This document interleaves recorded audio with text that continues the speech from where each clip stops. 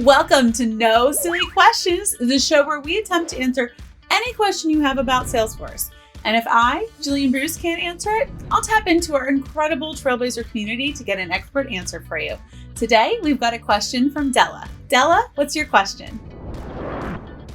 Exactly where is Salesforcelandia and how do we get there? Well, Della, you, in fact, are already in Salesforcelandia. Yes, Salesforcelandia is a place that exists where Trailblazers are.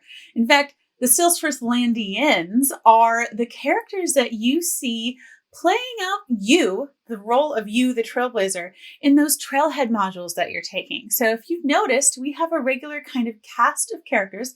We're not talking about Astro and Cody and Cloudy and Ruth and all of that crew. We're talking about the Salesforcelandians. These are people that you see represented in our Trailhead module. So these are a cast of characters who represent the diverse Trailblazer community, you, who help make Trailhead the most inclusive, approachable, and fun way to learn for everyone. And you'll see Salesforcelandians from all different backgrounds, all different experiences, and all of them have something in common with you. They're all using Salesforce to solve business problems.